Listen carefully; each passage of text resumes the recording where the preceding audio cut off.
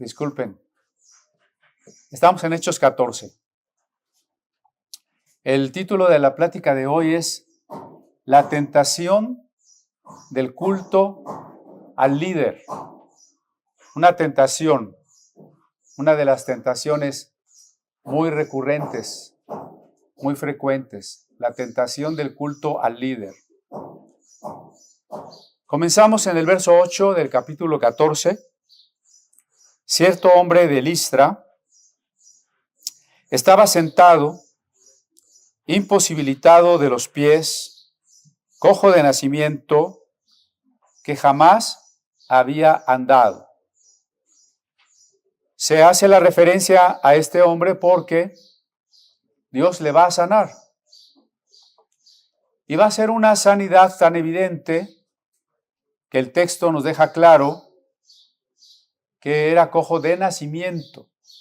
¿Cuántos años tendría? 30, 40, 50, no sabemos. Como aquel otro pasaje de Pedro y Juan, ¿recuerdan? En Hechos 3, cuando van al templo y también se encuentran un cojo de nacimiento. Igual que en este caso, todo el mundo lo conoce, toda la gente sabe que ha estado cojo, todos los vecinos, todos los familiares, no hay forma de engañar. A veces la gente escéptica dice, eso de los milagros son paleros, ¿no? Ya están pagados, ya están de acuerdo para que parezca un milagro. No, aquí no hay eso. Aquí este hombre es conocido de todos. Cojo de nacimiento. Su sanidad va a ser evidente. Cuando digo evidente, pues queda claro para todos, pero también recuerden que hemos estado insistiendo que cuidado con esta doctrina de que sigues enfermo, pero tienes que declarar que ya estás sano. Porque ningún pasaje de la Biblia dice eso.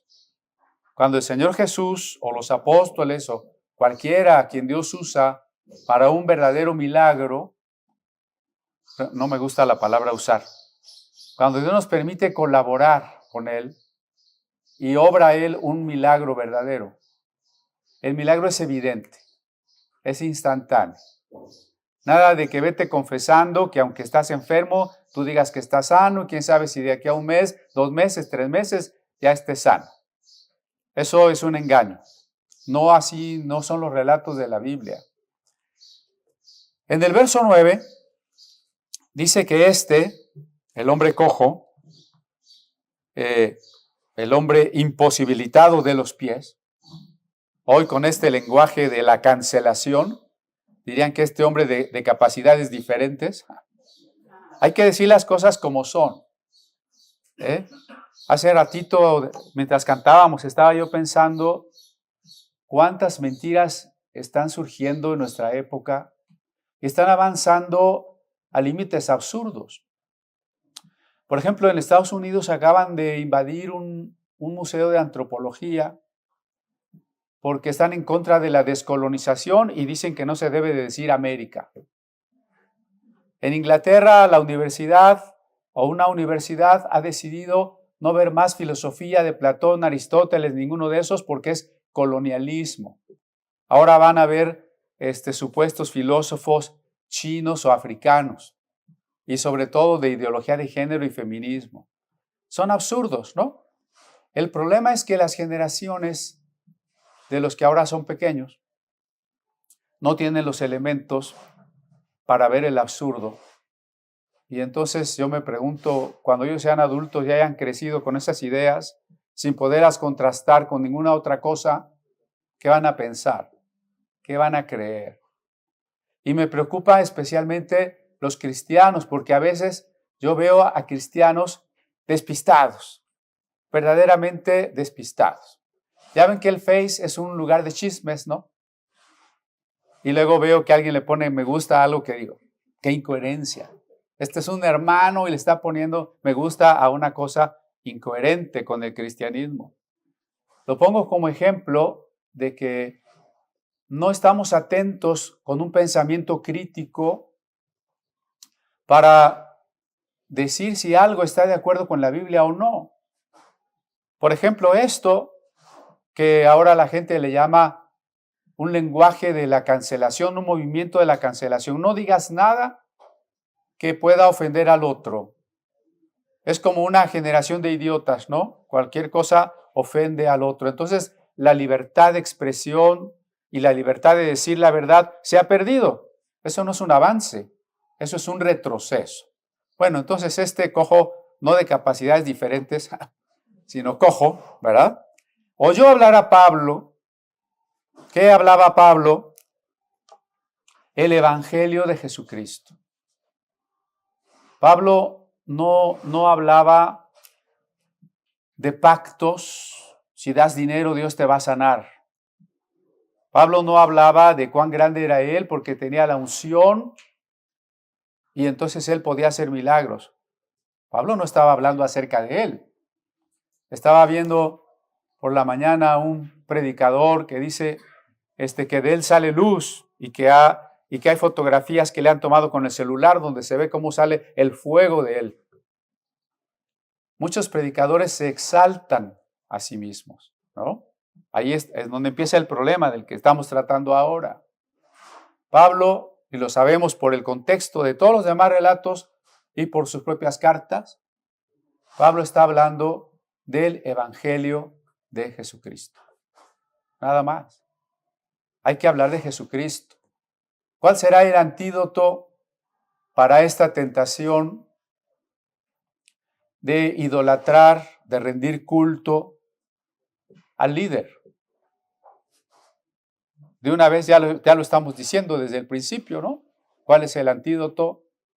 Dice la carta a los Hebreos, puestos los ojos en Cristo, el autor y consumador de la fe. Bueno, este hombre oyó hablar a Pablo, el cual, es decir, Pablo, fijando en él, en el cojo, sus ojos, viendo que tenía fe para ser sanado. Pablo vio que el hombre tenía fe para ser sanado. ¿De qué color es la fe? No es que Pablo vio tal cual la fe, ¿no? Sino esta actitud de hambre, de disposición, de aceptación, de querer, todo eso que está escuchando. Hemos insistido a lo largo de Hechos cómo oír y creer tienen que ir de manera simultánea. A tal grado que en la casa de Cornelio, mientras Pedro apenas estaba hablando el Evangelio, este hombre gentil, Cornelio y todos sus invitados, estaban oyendo y creyendo de tal manera al mismo tiempo que de repente el Espíritu Santo cayó sobre ellos, ¿no? Dios quiera que siempre nuestros oídos y nuestro corazón se enternezcan. Así dice Dios y lo en boca del profeta Isaías, ¿no? Se enterneció tu corazón a la palabra. Entonces Pablo se dio cuenta que este hombre estaba dispuesto. Pablo estaba entendiendo por el don del discernimiento la actitud de este hombre. Acuérdense que es un don del Espíritu Santo para la iglesia, discernir las actitudes que hay en las personas, el don de discernimiento.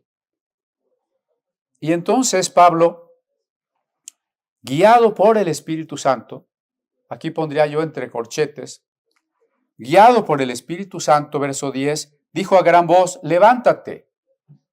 ¿Por qué estoy añadiendo entre comillas, guiado por el Espíritu Santo? ¿No será que le estoy poniendo a la Biblia algo que no dice?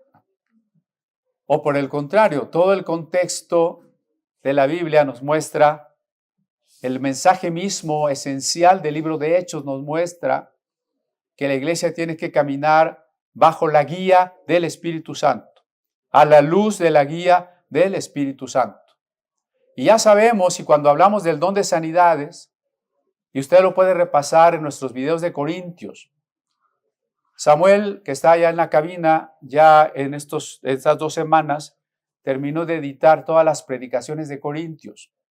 En el canal de Estudios Cristian Gómez está en las listas de reproducción uno que se llama Corintios y ahí están como 60 o 70 predicaciones de Corintios y una buena parte de los capítulos 12 al 14 se trata de los dones del Espíritu. Los estudiamos uno por uno. Y nos preguntábamos si siempre que oramos por un enfermo, tiene que sanar. Porque a veces tratamos a Dios así, ¿no? Como el genio de la lámpara maravillosa. A ver, Dios, yo quiero esas promesas de éxito, yo quiero esas promesas de liderazgo, quiero esas promesas de riqueza, quiero esas promesas de sanidad. Y por ahí hay un canto que se canta en muchas iglesias y que dice arrebato, que arrebata las bendiciones y que arrebata las promesas. Y ahí se la pasa media hora cantando arrebato y arrebato. Qué cosas, ¿no? Una de estas apóstolas famosas perdió sus joyas y da su testimonio y dice, y yo le ordené a Dios y a los ángeles que tenían que encontrar mis joyas. Bueno, Dios no es nuestro sirviente, Dios no es nuestro genio de la lámpara maravillosa. La tarea del cristiano, y creo que fue la plática del domingo pasado, es conocer la voluntad de Dios. ¿Qué diferencia tan grande entre yo arrebato, yo decreto, yo proclamo, yo ordeno a Señor, ¿cuál es tu voluntad? Es muy diferente, ¿no? Estamos llamados a el señorío de Cristo, a ser siervos. El siervo hace la voluntad de su Señor. Así que, por eso digo, guiado por el Espíritu Santo, si oramos por un enfermo para que sane ese enfermo y no estamos guiados por el Espíritu Santo, no va a sanar. Y va a quedar mal usted y peor, va a quedar mal el Evangelio. Y si usted ora por un enfermo, por una persona enferma, al que el Señor ya se va a llevar, pues peor, ¿no? Y yo decreto que está sano y al otro día se murió. ¿De qué se trata entonces? Sí, Dios sana y sana hoy. Hoy Dios hace milagros. Hoy Dios sana. Pero necesitamos, cuando estamos enfermos, saber si Dios nos está indicando que caminemos en la fe de una sanidad sobrenatural. Y si vamos a orar por otra persona, también debemos pedirle a Dios esa guía que debemos pedir, que debemos orar. Hay enfermos que están enfermos por su indisciplina, por su inconstancia, por su necedad, por su desorden en la vida, ¿no? Y ya nomás llega si Dios ya sáname y yo sigo siendo igual de desordenado, a lo mejor no es la voluntad de Dios sanarle. Tendremos que orar y darle una palabra para que esa persona cambie su manera de vivir. No estoy diciendo de todas las enfermedades, ¿eh? Es más, ni siquiera voy a poner ejemplos para no pisar callos, es decir, herir susceptibilidades. Pero hay enfermedades, o cuando menos que se agravan por nuestra indisciplina. Pregúntenos a los diabéticos, ¿no? Ya dije. ¿Qué quiere Dios? Un cambio en la persona. Tenemos un enfermo en la familia. ¿Qué quiere Dios?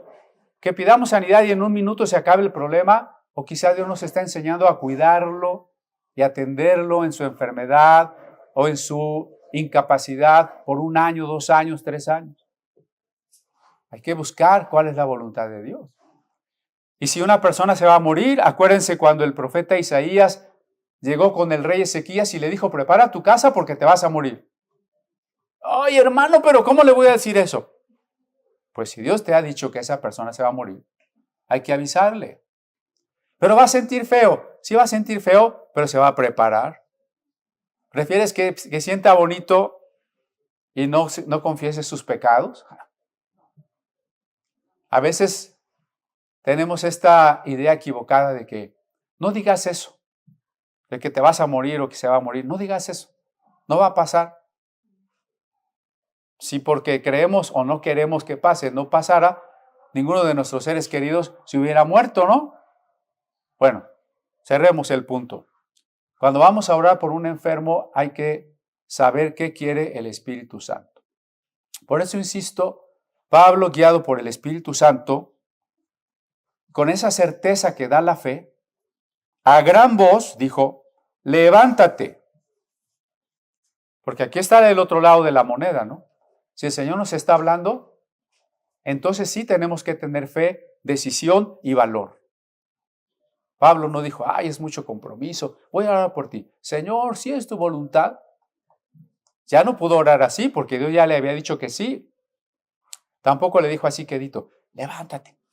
Que no me oigan porque si no se levanta, pues ya no quedo mal, ¿no? A gran voz, levántate derecho sobre tus pies.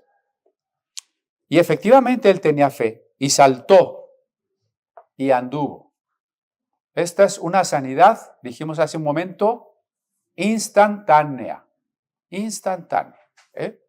Perdónenme que lo repita. Pablo no le dijo, tú decreta, visualiza, todos los días declara que ya estás sano y cuando tu fe crezca mucho, un día, pues ya vas a poder caminar. Y luego Pablo se fue de esa ciudad y nunca lo vio caminar. Así fue. Así es como funcionan ahora muchas campañas de sanidad, ¿eh? Entonces la gente, verso 11, visto lo que Pablo había hecho, alzó la voz diciendo en lengua licaónica, dioses bajo la semejanza de hombre han descendido a nosotros. La lengua licaónica de esa región la podemos ubicar mejor como la región de Anatolia, que es el centro-sur de Turquía. Hoy es un país de mayoría musulmana, pero podemos decir que el cristianismo, sobre todo entre la gentilidad, comenzó a crecer en Turquía. ¿No es sorprendente? Ahí había muchas sinagogas, las ciudades que ya hemos visto, Antioquía, Listra, Derbe, Iconio, están en la misma región del Asia Menor de lo que hoy es Turquía. Allí comenzó el crecimiento del cristianismo. Entonces estas personas en la lengua de esa región empezaron a expresar cómo ellos interpretaban lo que había sucedido.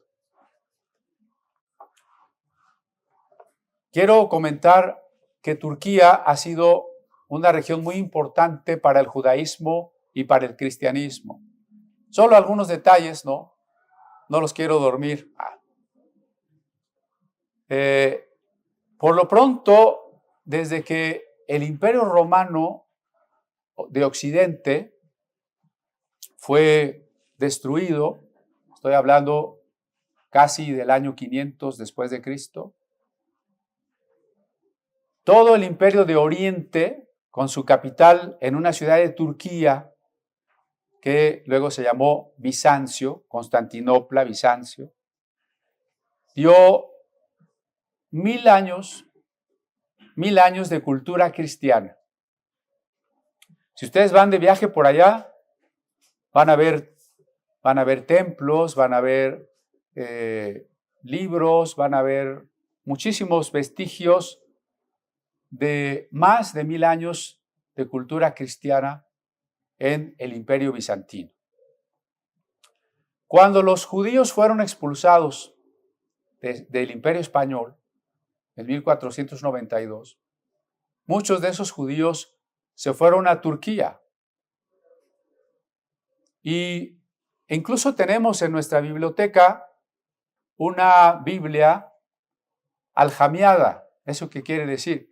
Es una Biblia de judíos españoles que vivían en Turquía, que tradujeron la Biblia al español, pero la escribieron con letras hebreas. No sé si me expliqué, ¿no? Luego muchos judíos de Turquía llegaron a México en finales del siglo XIX, principios del siglo XX. Son todos los empresarios que tienen sus grandes tiendas y fábricas en la Merced y la Lagunilla. pero que ahora viven, ya no digamos en Polanco, ¿no? Primero vinieron de la Roma, luego a Polanco y luego allá a las Lomas, ¿no? Bueno, son judíos turcos que hablaban una lengua española con hebreo que se llama ladino, que es también el primer Antiguo Testamento traducido, impreso en español, la Biblia de Ferrara, ¿no? Y también, bueno, el cristianismo fue muy poderoso allí hasta la invasión de los musulmanes. Bueno, ahí están los apóstoles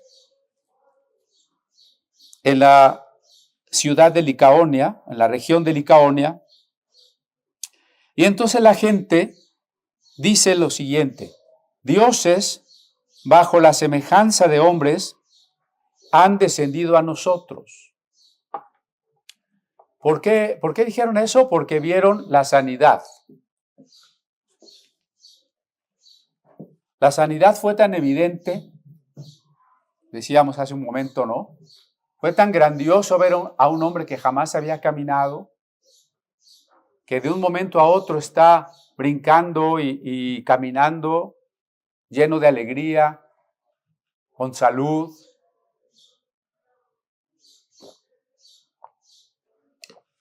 Que entonces la gente no puso mucha atención al mensaje de Pablo, ¿no? Sino que ellos siguieron con sus creencias de siempre, sus creencias politeístas, de dioses antropomorfos, es decir, dioses con forma de seres humanos. Así se imaginaban a todos los dioses del Olimpo, los 12 dioses del Olimpo, que eran los más importantes en este momento. Aunque la cultura era romana o la dominación era romana, la cultura seguía siendo griega, ¿no? Entonces, los dioses del Olimpo eran imaginados como hombres y mujeres. Por eso un filósofo del siglo V a.C. se burlaba de eso y decía que nos imaginamos a los dioses con nuestra forma y hasta con nuestros defectos. Porque en las historias de la mitología griega, los dioses adulteran, mienten, roban, engañan, violan, ¿no? Pelean. Claro, la mitología es algo mucho más profundo, pero la mayoría de la gente lo tomaba simplemente así, como que había muchos dioses y los dioses tenían forma humana. Todavía en el mundo cristiano, mucha gente se imagina a Dios con forma humana. ¿Cuánta gente que ora, que cree en Dios, se lo imagina sentado ahí arriba en un trono con forma humana, unas barbas largas, cabello blanco? ¿Sí? Ese es un símbolo, no es que Dios es así. Pero bueno, entonces decían que Bernabé era Zeus o Júpiter, porque el nombre griego es Zeus y el nombre romano es Júpiter. Es el padre de los dioses. ¿Qué función tenía el dios Zeus? Ser el padre de los dioses y de los hombres. Era el Señor del cielo, supervisor del universo. Era el dios del trueno, entiéndase como el poder, la energía. Era el recolector de nubes.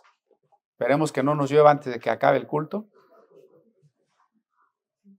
Por eso también en muchas representaciones vemos a Zeus con su rayo en la mano, ¿no?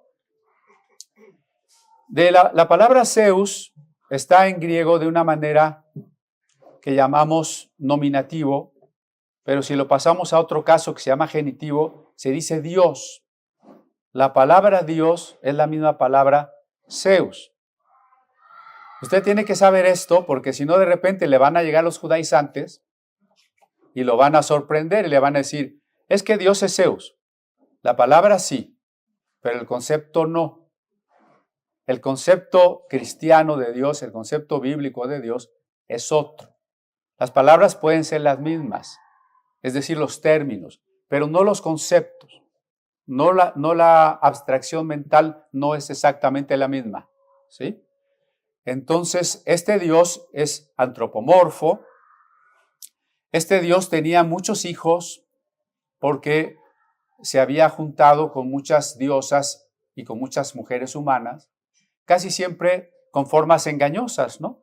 O se había disfrazado de un toro blanco, o se había disfrazado de un águila, o de distintas maneras. Entonces, cuando ellos dicen que los dioses han llegado con los hombres, es porque en las historias de la mitología, los dioses tomaban formas, pero no la encarnación. Ojo, cuando alguien dice, es que Jesucristo es el Hijo de Dios, es lo mismo que en las otras religiones. No, no es lo mismo, porque en la encarnación de Jesucristo, Él es engendrado en el vientre de María, que María está o es virgen, y durante 9 meses Jesús se gesta como todos los niños. Y luego nace como todos los niños, y tiene que crecer limitado a lo humano como todos los niños. Y como ya hemos visto, hasta el bautismo en el Jordán y ser ungido del Espíritu no hace milagros. En contraste, cuando en las apariciones de los dioses, sea en el hinduismo, lo que se llaman avatares, sea en el mundo griego, los dioses siempre aparecen de manera instantánea, muchas veces, la mayoría de las veces ya adultos, con sus poderes extraordinarios, no limitados a lo humano, y mucho menos mortales, ¿no? Porque si algo definía a los dioses griegos, aunque tuvieran forma humana, es que eran inmortales. En cambio, Jesús se limita a lo humano. Jesús es mortal, tan mortal que muere en la cruz, ¿no?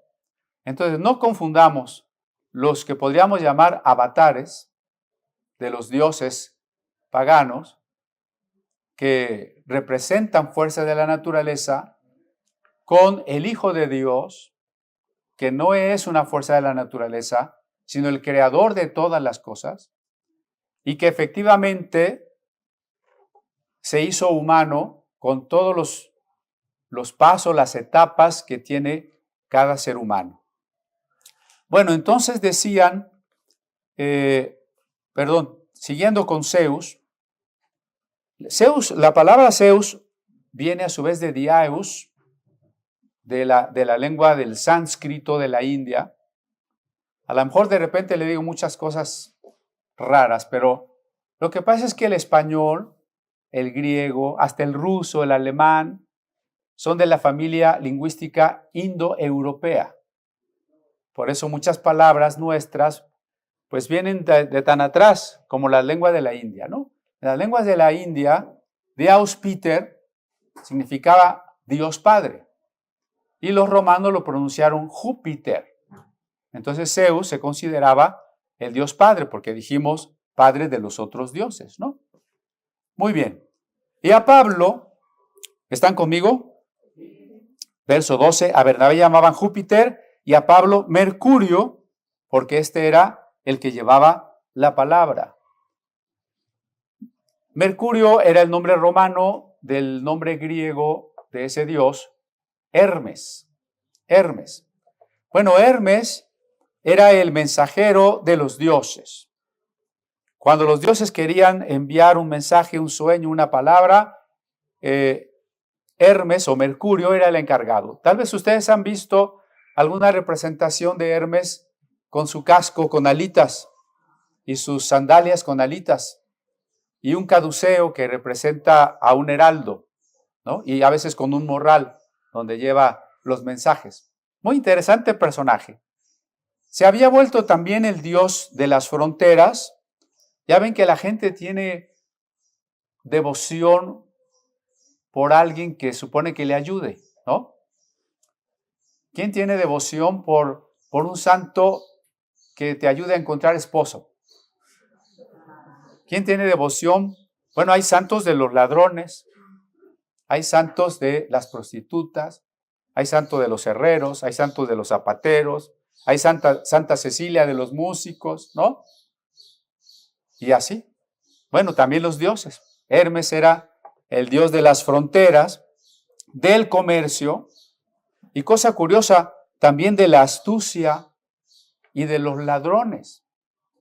Y es el que guiaba las almas al Hades. Cuando alguien moría, Mercurio los guiaba al Hades, ¿no? Por ese camino difícil. Déjenme decirles que la palabra hermenéutica, que es una ciencia teológica, viene de aquí. Hermenéutica, ¿ha oído esa palabra? ¿Sí? Esta misma apóstola que les dije que le ordenaba a los ángeles que buscaran sus joyas, ¿no? Decía que la hermenéutica no sirve para nada. Por cierto, ni la sabía pronunciar, pero... No, la hermenéutica, ¿qué significa? El verbo hermenebein en griego quiere decir entender, interpretar, explicar. La Biblia necesita ser entendida, interpretada, explicada. Claro, eso es la hermenéutica. Pero, si se fijan, este dios, Mercurio, también era dios de la astucia y los ladrones.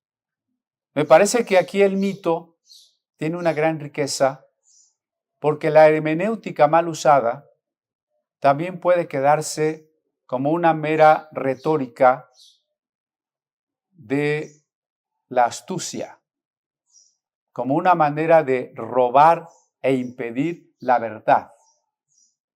Porque la hermenéutica, por ejemplo, la hermenéutica que nació en el siglo XVI, con el movimiento de reforma, con Martín Lutero, se trataba de dejar de lado las tradiciones y la mediación del clero para ir directamente a la Biblia. Ya no se trata de que alguien venga y me explique la Biblia y me diga lo que tengo que creer y lo que no tengo que creer. Y tradiciones que no están en la Biblia que estoy obligado a guardar. La hermenéutica nace en esa época como el movimiento para regresar a la Biblia. Y por eso es la búsqueda de los principios y las normas de la correcta interpretación. Pero en el siglo XIX, sobre todo en la filosofía, se dio un cambio que se llama giro lingüístico o nueva hermenéutica, donde la palabra quería decir exactamente lo contrario. Si con la hermenéutica bíblica lo que queremos decir es que Dios ha hablado un mensaje unívoco, entendible para todos, que no se presta a confusión porque Dios quiere ser entendido, la nueva hermenéutica pretende que todas las opiniones son válidas, porque no conocemos la realidad ni la verdad. Si hay una verdad, si hay un hombre racional, si hay un mundo, no lo sabemos. Solo sabemos lo que percibimos y lo que percibimos lo expresamos por el lenguaje y entonces todo es interpretación y todas las interpretaciones son iguales. Así es lo que hoy cree la gente. Cuando ustedes les hablen, les van a decir, no, bueno, eso crees tú, pero cada quien tiene su verdad, ¿no? Mi interpretación es tan válida como la tuya. Es más, la tuya es colonialista y te quieren colonizar imponiéndote la de ellos, ¿no? Eso es curioso.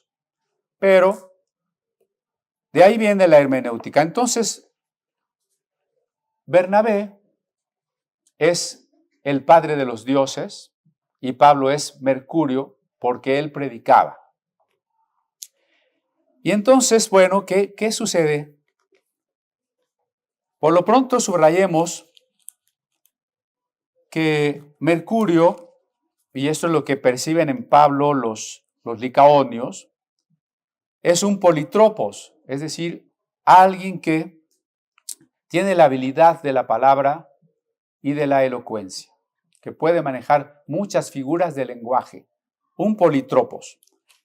Pero en el verso 13 dice, y el sacerdote de Júpiter, cuyo templo estaba frente a la ciudad, trajo toros y guirnaldas delante de las puertas y juntamente con la muchedumbre quería ofrecer sacrificios.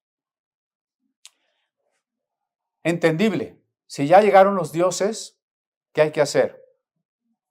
Ofrecerles sacrificios, ¿no? Porque en la religión de la Biblia,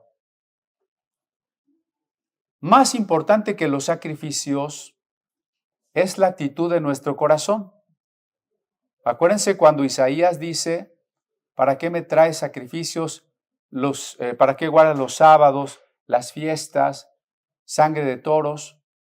Yo quiero que te arrepientas, yo quiero humildad, misericordia, justicia con el prójimo, ¿no? Entonces, los profetas de Israel son los que pusieron de relieve por primera vez que la relación con Dios pasa por la ética. No hay una correcta relación con Dios si no tenemos la conducta adecuada con el prójimo y si no tenemos un corazón entregado a Dios. Esto es muy diferente a otras religiones, incluso algunas que se precian o se ostentan como cristianas.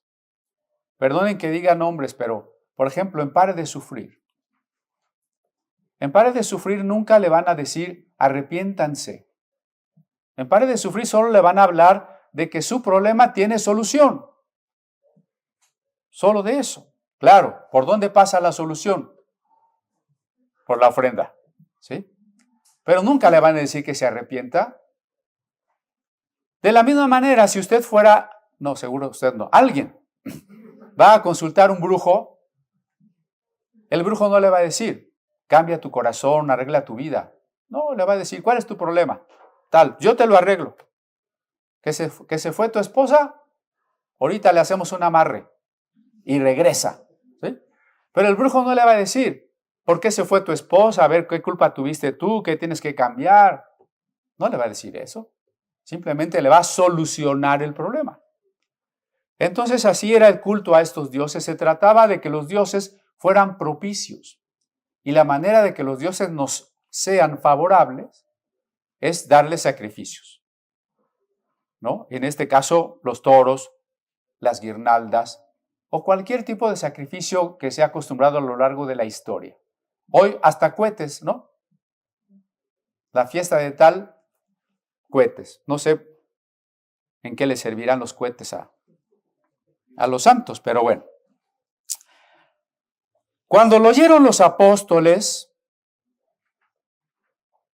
se dejaron adorar. ¿No? ¿Usted no tiene esa Biblia? Cuando lo oyeron los apóstoles, Bernabé y Pablo rasgaron sus vestiduras y se lanzaron entre la multitud dando voces. Romperse la ropa es una señal de dolor, de gran dolor. Solo recuerde cuando en Génesis 37 le dicen a Jacob, que José ha muerto y que encontraron su túnica ensangrentada y que seguramente lo mató un león. Cuando Jacob oye esa noticia y recibe la túnica de su amado hijo, se rasga las vestiduras, rompe la túnica, se echa polvo sobre la cabeza y guarda luto y mucho llanto. Eso es rasgarse las vestiduras, ¿no? Esto es lo que hicieron los apóstoles, una señal de dolor, una señal de algo que es muy triste, que estas personas no pudieron mirar al Cristo que ellos proclamaban, sino que ellos seguían pensando en sus mismos dioses y ahora querían hacer dioses a estos hombres o pensar que estos hombres eran dioses.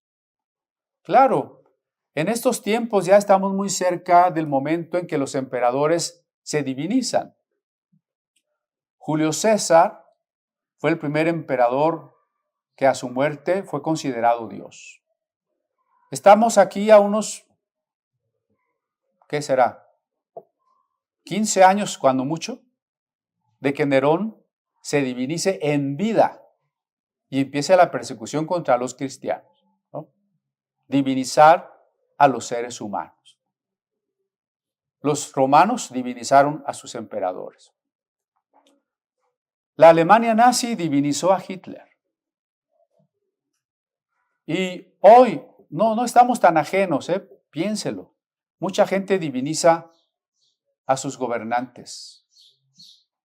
La manera en que alguien ve a un presidente, sobre todo de esos presidentes que pretenden ser una especie de mesías, la gente los diviniza, ¿no? Hoy, ¿qué fecha son? 23 de junio de 2024. Usted piénselo, ¿no? No nada más en México. Pero los apóstoles no aceptaron la alabanza. Esto es muy importante. Los apóstoles no aceptaron la alabanza. Voy a dar algunos ejemplos que no se tratan de dañar la fe sencilla de las personas que estén en algún grupo de los que yo pueda mencionar. Porque su fe y su relación con Dios es otra cosa. Pero que sí recapaciten o recapacitemos acerca de las prácticas equivocadas con las que se rinde culto al líder, en este caso al ministro, al pastor, al apóstol o como le quieran llamar. Estoy pensando en primer lugar, por supuesto, en el ámbito católico romano. Al Papa se le besan los pies. Hay que besarle el anillo. Hay unos abanicos muy grandes que se llaman flabelos que deben estarle haciendo aire y estar siempre detrás de él. Y hay una silla que se llama silla gestatoria, que tiene unas barras en la que lo cargan, ¿no? Y lo llevan cargado. Bueno, aparte de los ropajes tan lujosos, palacios y joyas, el llamarle el que está en lugar de Cristo, el que, como dice cuando le dijeron a Cristo, Hosana, bendito el que viene en el nombre del Señor. Todo eso que a mucha gente le parece natural, no es natural. Bernabé y Pablo no aceptaron nada parecido. Se rasgaron las vestiduras. ¿Qué tendría que hacer cualquiera de nosotros si en su iglesia lo quieren mucho? Le dicen, hermano, ya le preparamos una silla para llevarlo. Rasgarse las vestiduras, ¿no?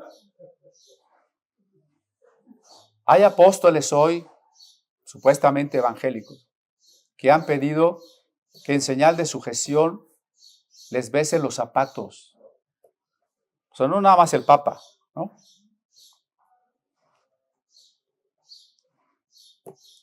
La luz del mundo, estoy pensando en la luz del mundo, ¿no?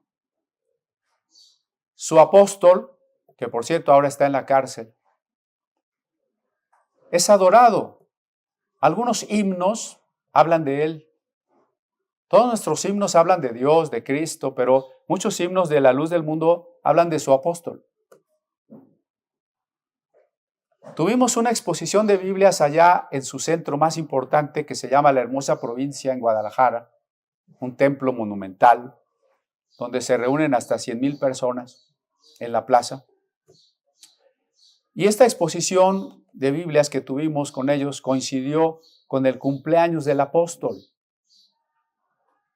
Y para celebrar el cumpleaños del apóstol, vienen personas de todas las misiones e iglesias que tienen en el mundo. Y en un terreno muy grande, cada misión coloca un stand, un puesto, con regalos para el apóstol. Muchísimos regalos, una inmensidad de regalos. Aquella madrugada, cuando estaban estas 100,000 personas allá en la plaza, finalmente llegó el apóstol, efectivamente cargado, y toda la gente se postró en el piso y empezó a llorar y a gritar como si hubiera llegado Jesucristo, ¿no? Sí me explico que estas cosas son reales, ¿no? Que se tributa culto a las personas que no son Dios. Esto es verdad, ¿sí? También pues se tributa a veces este culto no solo al Papa que está vivo o al apóstol que menciono que está vivo, sino a personas muertas.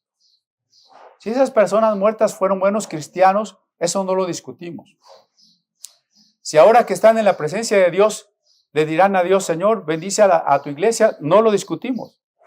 Lo que discutimos es la idea de que yo le hable y me pueda escuchar el que ya está muerto. Lo que discutimos es la idea de que desde donde quiera que esté, se entere de lo que pasa en este mundo como si fuera omnipresente y tenga poder para ayudarme cuando Dios está conmigo, ¿no? ¿Para qué necesito alguna ayuda de ese tipo si Jesucristo ha muerto por mí, me ha amado? O como dice Romanos 8, si Dios no escatimó a su propio Hijo, ¿cómo no nos dará con Él todas las cosas? No tenemos que rendir pleitesía a personas vivas, ni a personas muertas, ni a líderes políticos, ni a líderes religiosos, ni a líderes de la farándula. ¿Ustedes saben que Maradona tiene un culto en Argentina? La gente le pide, lo adora, pone su foto, le canta, le ora. La gente admira a los actores, a los cantantes, aunque canten re mal, pero pues les hacen mucha propaganda y la gente piensa que cantan bien, ¿no? Imagínense, la gente piensa que un reggaetonero canta bien. Bueno. Y así les llaman ídolos, ¿no? ¿No han oído esas expresiones? Ídolos del rock, ídolos del fútbol, ídolos de lo que sea. Porque la gente realmente pone su vida en eso, ¿eh? Pero voy a seguir con los ejemplos. Tenemos a un supuesto apóstol que se llama Gaspar Zapalú. Y él dice, y sus congregantes le dicen, que él es Melquisedec. Cuando estudiamos la carta a los hebreos, quedó muy claro quién es Melquisedec. Sacerdote eterno, Jesucristo, el Hijo de Dios, ¿no?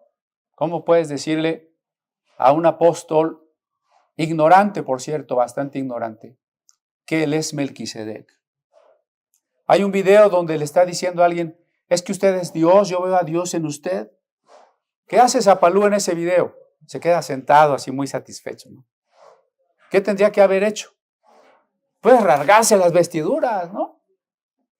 Corregir a ese hermano y a toda esa iglesia. Pero no lo hizo, ¿no?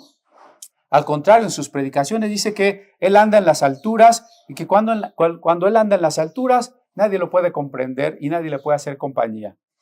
Y que si desde esas alturas, en esos momentos, él viera a alguien, su mirada lo mataría.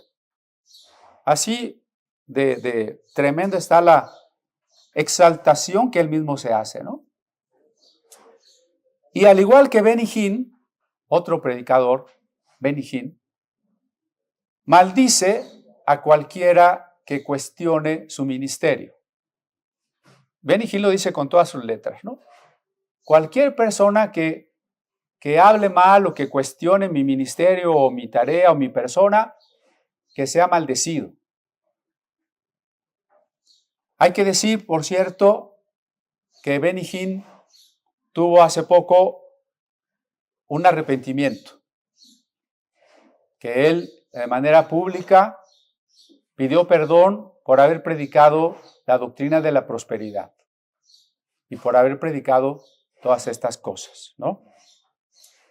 Solamente él, todos los demás siguen iguales, ¿no? Estoy pensando por ahí en Guillermo Maldonado, que dice que el Jesús de la Biblia no es el Jesús de ahora. Claro, porque él no puede aceptar un Jesús histórico. Él quiere aceptar una especie de Cristo mágico al que yo le doy órdenes para ser rico, ¿no? Es un hombre, este mismo Maldonado dice que no es importante lo que Dios dijo en la Biblia, sino lo que Dios diga hoy. Claro, porque entonces todas sus nuevas revelaciones no necesitan concordar con la Biblia. Ya puede decir él lo que se le antoje, ¿no? Cada uno de estos hombres, como Cash Luna también, que se exaltan a sí mismos y que dejan que los demás los exalten, insisten en que ellos están estableciendo el reino de Dios. Pero ahí hay dos errores. Primero, el reino de Dios solo lo establece Dios, no ninguno de nosotros. Segundo, su idea del reino de Dios es la bola de doctrinas y visiones particulares de ellos. Eso no es el reino de Dios. Han buscado una gran influencia política, por supuesto. Ustedes podrán ver ahí a Guillermo Maldonado orando por Donald Trump. Es muy reconocido. Lo invitaron a orar por el presidente de Honduras, ¿no? Y entonces, bueno, eso claro que le da una mayor exaltación. Pero acuérdense, hermanos, que hacer alianza o complicidad con el poder político de cualquier signo, de cualquier partido, de derecha o de izquierda, es tergiversar el evangelio. Yo diría todavía más fuerte, es adulterio. Porque el único esposo de la iglesia es Dios. El único esposo de la iglesia es Dios. Entonces, estos hombres también tienen mucha riqueza. De cada uno de estos personajes, las ofrendas se levantan en grandes recipientes y tienen aviones privados. Y hay muchos otros, podría hacer una lista muy larga de nombres, ¿no? Como Kenneth Copeland. Aviones privados, mansiones, una vida de magnates. ¿Gracias a qué? A que la gente los adora. Pero yo quisiera que muy rápidamente, y ahora que regresemos a Hechos, pero antes, Apocalipsis 19.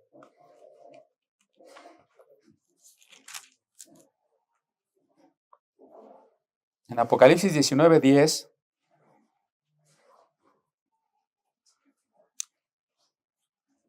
yo me postré a sus pies para adorarle. Hay un ángel que se le apareció a Juan, el escritor del Apocalipsis.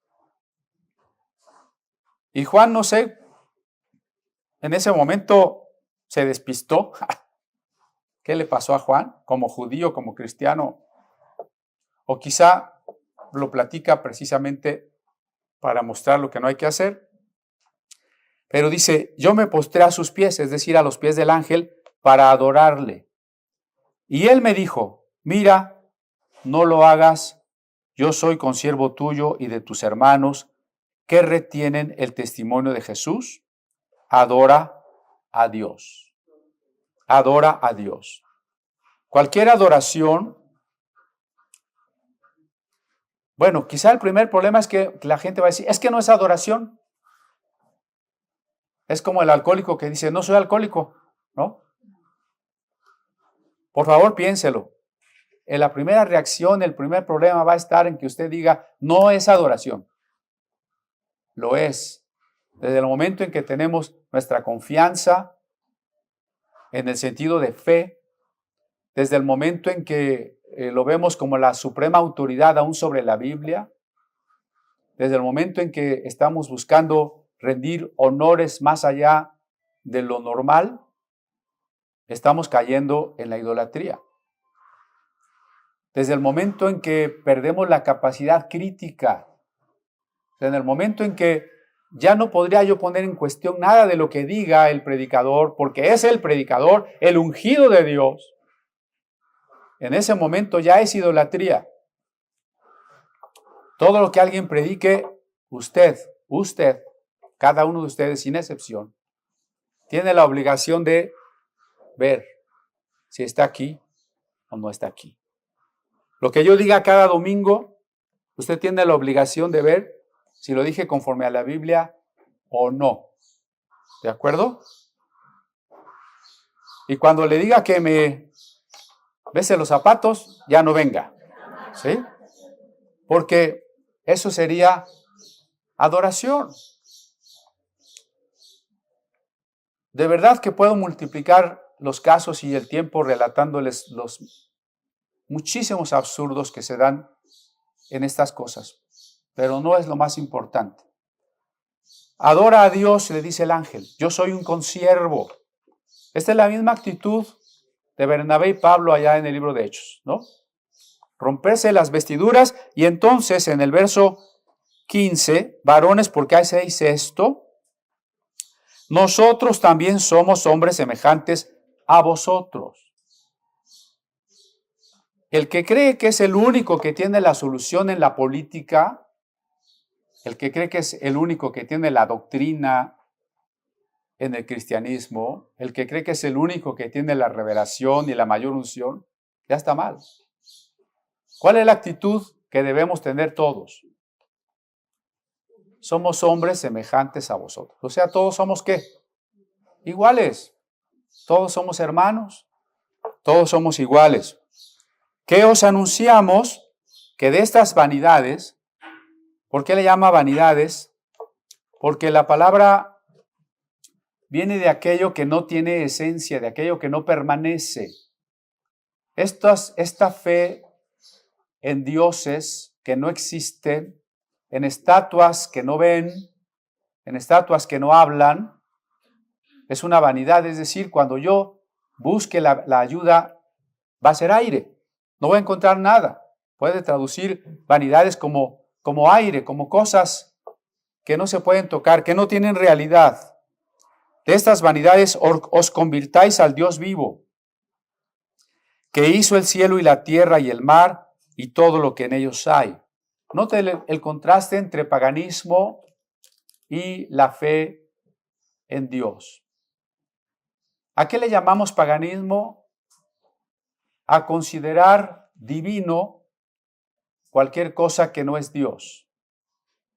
Si pienso que el sol es un Dios,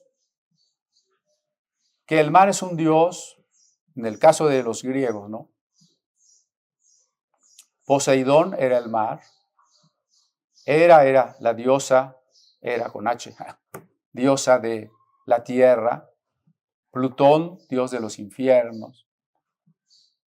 Cuando yo divinizo cualquier cosa creada, la luna, otro ser humano, animales, eso es paganismo. Por eso Pablo está diciendo, el Dios del que les hablamos, no es la luna, no es el sol, no es el viento. Huitzilopochtli era el dios del viento, aquí entre los aztecas. Écatl era el dios del viento. Huitzilopochtli de la guerra del sol, Tonatiuh. Pablo está diciendo, no les estamos diciendo que una cosa es Dios, les estamos hablando del Dios que creó todas las cosas.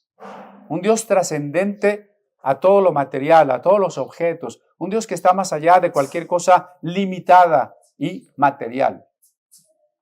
Ese es el concepto trascendente de Dios. Diciendo estas cosas, el 16. En las edades pasadas, Él ha dejado a todas las gentes andar en sus propios caminos. Dios ha tenido paciencia aunque la gente no sabía de Dios, no entendía de Dios. Si bien no se dejó a sí mismo sin testimonio, haciendo bien, dándonos lluvias del cielo y tiempos fructíferos, llenando de sustento y de alegría nuestros corazones. Noten aquí el contraste que hace Pablo. Primero, entre el paganismo y un Dios absolutamente trascendente, no creado, origen de todas las cosas. Es el primer contraste.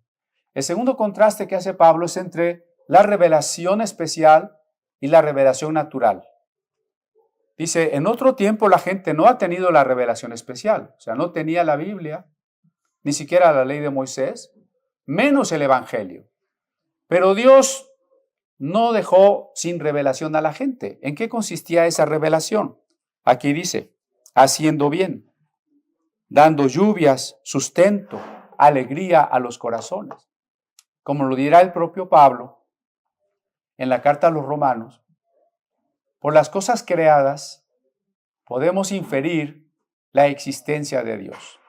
Esta semana estábamos compartiendo un reportaje, por cierto, publicado en el periódico La Jornada, de unos científicos que afirman que desde la física, la astrofísica, la química, la biología, es necesario, lógicamente, pensar en un ser inteligente que hizo estas cosas.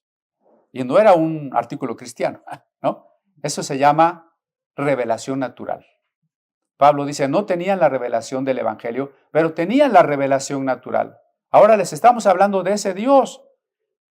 Ese Dios no es la tierra, no es la lluvia. Él creó la tierra y Él les da la lluvia y Él les da el alimento. Diciendo estas cosas, difícilmente lograron impedir que la multitud les ofreciera sacrificios.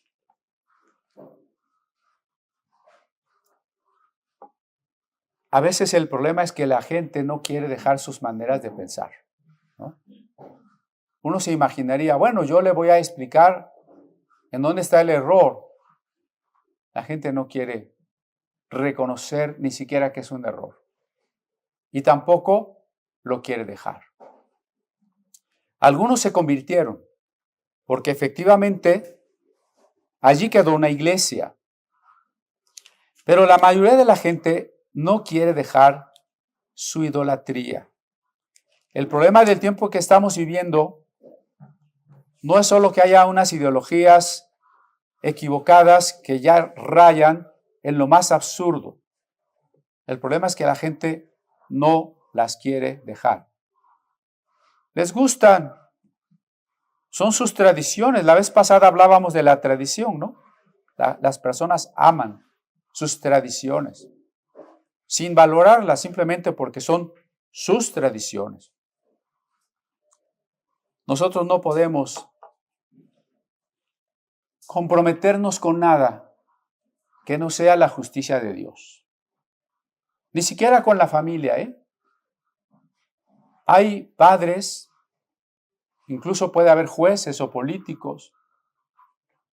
Su hijo hace algo malo y dicen, pues es mi hijo. Y no lo castigan y no lo reprenden. Hasta se alían con él en la maldad.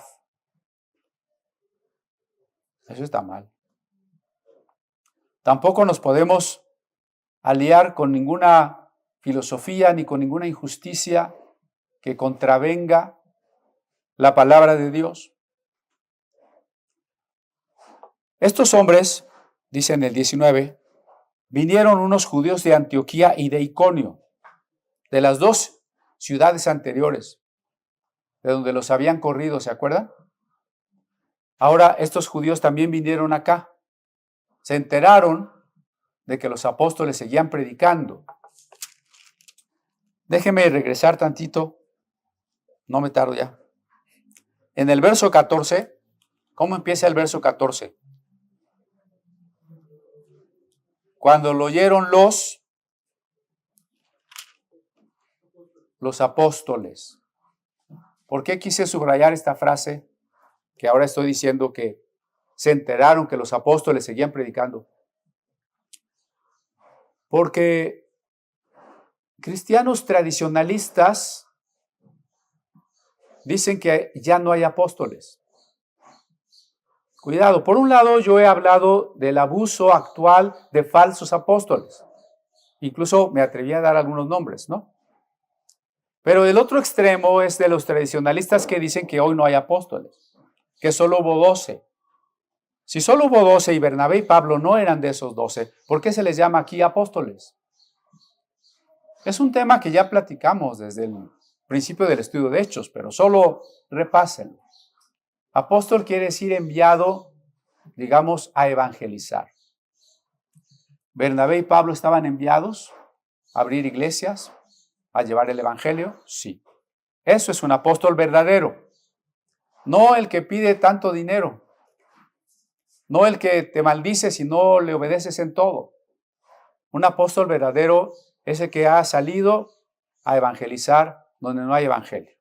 a levantar iglesias donde no había iglesias. Y entonces los judíos, verso 19, que les odiaban, acuérdense que hubo judíos que se convirtieron, pero estos, los que los odiaban, llegaron también a esta ciudad de Licaonia y persuadieron a la multitud para que se opusieran a Pablo. Entonces se conjuntaron dos cosas, ¿no? Un movimiento político como los que hay ahora, que aprovechan cualquier circunstancia, se diría en términos coloquiales, para llevar agua a su molino, ¿no? Que se quemó una guardería, pues todo el mundo quiere tomar ese asunto para tomar crédito político. ¿A qué les digo casos? Ustedes saben, ¿no? Cualquier problema laboral, cualquier problema social, no va a faltar el líder o el partido que lo quiera hacer suyo para tener dinero, tener crédito y que la gente diga, esto sí defiende. Pues aquí lo mismo están haciendo estos políticos, ¿no? Judíos.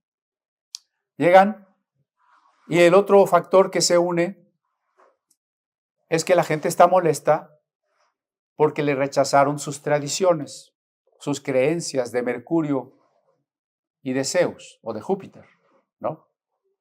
Yo les conté una vez que estando impartiendo una plática en la parroquia, una parroquia católica que se llama de Nuestra Señora de Guadalupe, se acercaba el 2 de noviembre.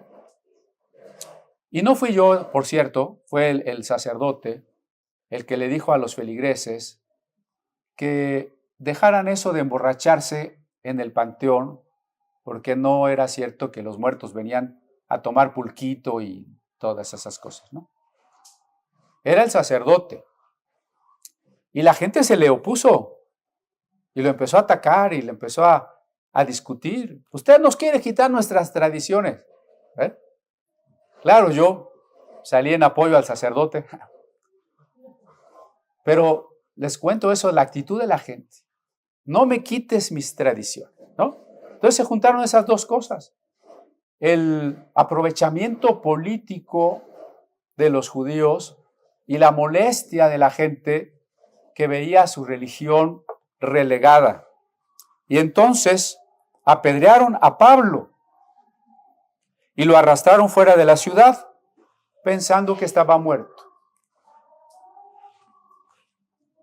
Hemos hablado de rechazos y persecuciones que pueden venir incluso de iglesias. ¿Lo han corrido alguna vez de una iglesia? A mí ya me han corrido no les digo los nombres, pero hasta otro tipo de persecución. Siempre estemos atentos. Si a los apóstoles los apedrearon, no nos sorprenda. Diría Pedro, como si alguna cosa peregrina os aconteciese. No. Decía Jesús, si en el árbol verde hacen estas cosas, en el seco, ¿qué se hará? Dios no quería todavía que Pablo muriera. Seguramente lo dejaron muy lastimado. Y pongámonos en sus sandalias, ¿no? ¿Qué sentiría usted que lo rechacen? Que lo jaloneen, que lo saquen de la ciudad, que lo apedreen, que se burlen. Usted quedaría anímicamente muy maltrecho, ¿no? Me trataron bien mal, me rechazaron. Y físicamente, bueno, pues todo descalabrado, moreteado, al grado que lo pensaron muerto. ¿Pero creen que Pablo seguía amando a esas personas? ¿O habrá dicho, que caiga fuego del cielo, mate a todo? A veces dan ganas, ¿no? Pablo siguió amando a esas personas. Pablo siguió predicando. Pablo siguió sintiendo que era un honor sufrir por Cristo. Bueno, pues eso es lo que tenemos que tener en actitud, ¿no? Amar al que nos persigue, continuar en el esfuerzo de siempre dar testimonio y también superar esta tristeza o esta, ¿qué diríamos? subestimación que nos causa las ofensas, sabiendo que más que una ofensa es un privilegio, es un honor sufrir por Cristo.